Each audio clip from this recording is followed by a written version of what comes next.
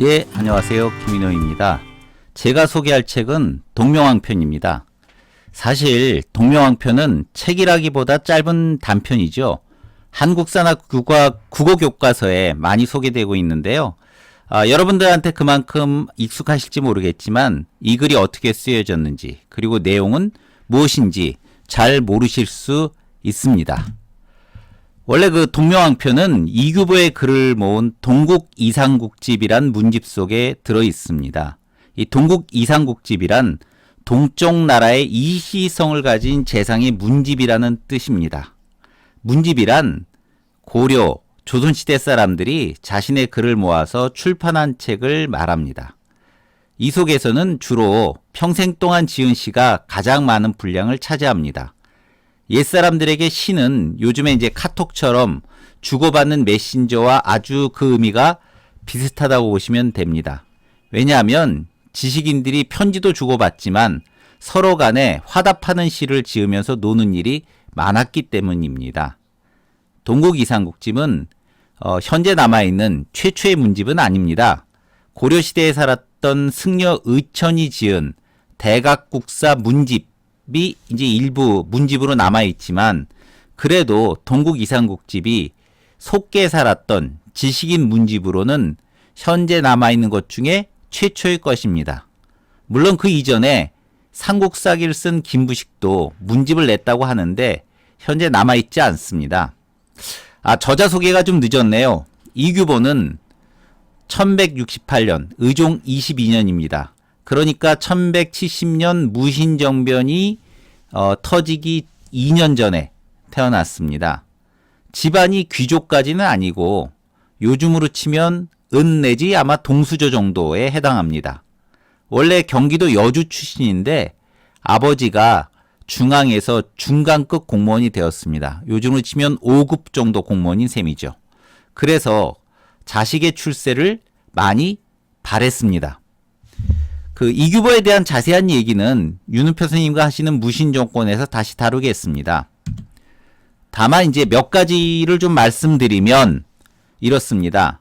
어릴 때부터 시를 짓는 것에 굉장히 천재적인 소질이 있어서 11살 때 작은 아버지가 이규보를 데리고 다른 관료들 앞에서 시를 짓게 했다는 겁니다. 한시 말이죠. 되게 어렵습니다. 한시 짓기는.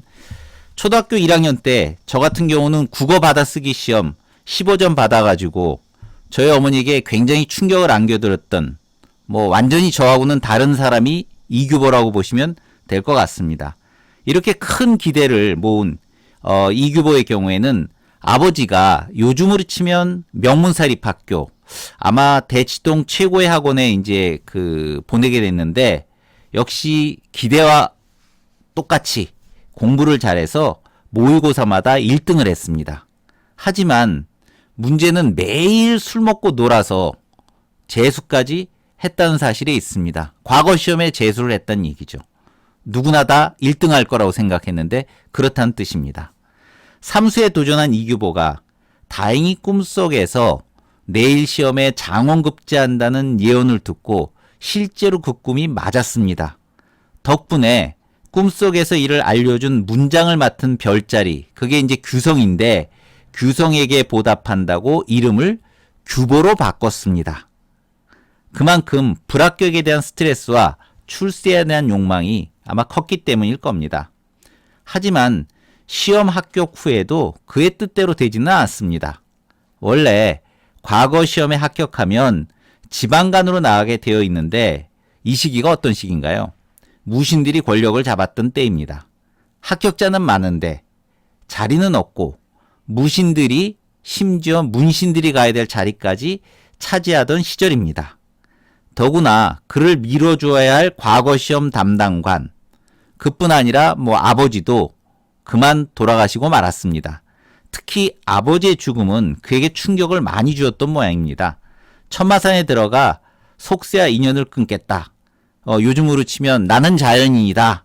이런 자세로 자신의 호를 백운거사, 즉 하얀 구름처럼 떠도는 자연인이다 라고 이렇게 붙였습니다.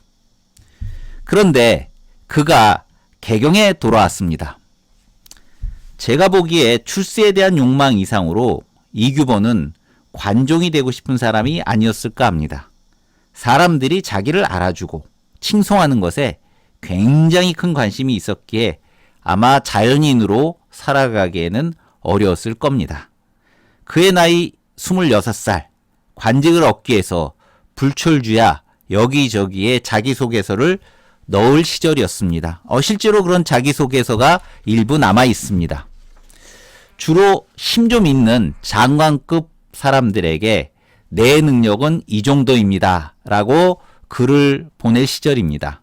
이때 지은 게 바로 동명왕편입니다.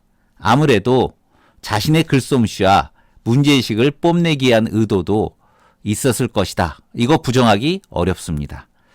동명왕편은 사실 전체적으로 세 부분으로 되어 있습니다. 첫 번째는 내가 왜 이 글을 썼을까에 대한 소개입니다. 이 부분을 어려운 말로 병서라고 합니다. 서문이라고 보시면 됩니다. 혹시 동명왕이 누군지 잘 모르신 분도 계시겠죠. 동명왕은 고구려를 세운 주몽을 말합니다. 동명왕은 자신이 동명왕에 대한 역사책인 옛 삼국사를 본 후에 이규보가 지은 겁니다. 아마 이규보가 심심해서 역사책을 본 건 아닙니다. 서문에 보면 당시 사람들이 모두 주몽의 신기한 일을 하도 많이 말하고 다녔다고 하네요. 마치 요즘 방탄소년단만큼 주몽이 인기가 있었던 겁니다. 처음에는 이규보가 그런 얘기를 듣고 너무 황당하다. 공자님께서도 괴력난신을 하지 않으셨다고 하니 우리들이 언급할 필요가 없다라고 생각을 했습니다. 이 괴력난신이란 유교의 기본 철학 중에 하나인데 한마디로 합리적으로 설명되지 않은 괴상한 심 또는 쓸데없는 귀신에 대해서는 우리는 다루지 않겠다라고 하는 그런 의미를 갖고 있습니다. 그런데 자신이 옛 삼국사에 있는 내용을 3번 반복해서 보니까 그 이야기가 환타지가 아니라 성스러운 이야기라는 걸로 생각이 바뀌었습니다. 이규보가 이렇게 생각이 바뀌고 나서 그러고 나서 보니까 이 역사 사실이 중요하다 이런 거죠. 그래서 여기에 대한 시를 짓게 됩니다. 이 글의 서문을 빼고 나머지는 옛 삼국사에 있는 주몽에 대한 역사 기록 그리고 거기에 대해서 자신이 지은 시로 구성되어 있습니다. 이게 이제 서문을 뺀 나머지 두 부분입니다. 문집에는 그 큰 글씨로 되어 있는 게 자신의 시고 작은 글씨가 거기에 해당하는 역사 기록으로 되어 있습니다. 현재 옛 삼국사, 아마 원제목은 삼국사였을 겁니다. 이규보가 김부식의 삼국사기와 구별하기 위해서 앞에 옛날이란 단어를 붙였겠죠.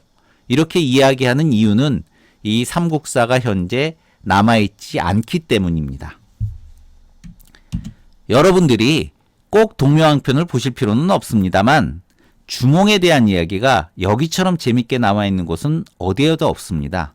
맨 앞에 한 대목만 보면 이렇습니다. 물론 이건 삼국사에 있는 내용입니다. 한나라 신작 3년 임술년에 천재가 태자를 보내 부여왕의 옛도에 내려와 놀았는데 이름이 해모수였다. 하늘에서 내려오는데 오룡거를 타고 5마리 용을 끄는 수레란 뜻입니다. 따르는 사람이 100여 명인데 모두 하얀 고니를 탔다. 웅심산이라고 하는 곳에 머물다가 10여일이 지나서 내려오는데 머리에는 오우관을 쓰고 오우관이라는 게 바로 까마귀 기수로 되어 있는 관이죠. 허리에는 용광검을 찼다. 용광검이란 용처럼 빛을 내는 그런 검이란 뜻입니다. 아침에는 정사를 듣고 저물면 곧 하늘로 올라가니 세상에서 천왕랑이라 하였다라고 이렇게 되어 있습니다. 여러분 이 대목 익숙하지 않으십니까? 이곳은 삼국사기 고조선의 첫 부분인 환웅이 태백에서 내려와 3,000명을 데리고 이제 이곳에서 나라를 만드는 얘기와 굉장히 비슷한 구조를 갖고 있습니다. 그 뒤에 동명편 뒤의 이야기는 정말 신화적인 내용으로 꽉 차 있지만 전체적으로 보면 구약 성경의 모세 이야기와 그 탈애국기에 나오는 이야기죠. 그 이야기가 많이 닮아 있습니다. 국가를 처음 만들 때 신화 구조를 이해하려면 동명왕편을 꼭 보시길 바랍니다. 그러면 이규보는 왜 동명왕편을 썼을까요? 그의 문제의식은 무엇이었을까요? 그는 서문 맨 마지막에 그런 얘기를 합니다. 우리나라가 본래 성인의 나라라는 것을 천하에 알리려고 하는 것이다. 라고 이렇게 마지막에 쓰고 있습니다. 그의 동명항편에 대해서 역사학자들은 흔히 고구려 계승의식의 표방이라고 이야기합니다. 그런 복잡한 이야기를 하지 않아도 이규보가 당시 무신 정권에 대해 불만이 있다는 점은 이해할 만합니다. 성인의 나라에 대한 자부심을 살리고 싶은 것, 고려와 고구려가 똑같은 나라라는 것이 그에게 왜 중요했을까요? 혹시 국왕이 성스러운 사람이 되면 현재가 나아질 거라고 하는 기대감을 갖고 있었을까요? 아마도 그 질문은 강화도 무덤 속에 있는 그에게 물어봐야 할 것 같습니다. 예, 오늘은 여기까지입니다. 감사합니다.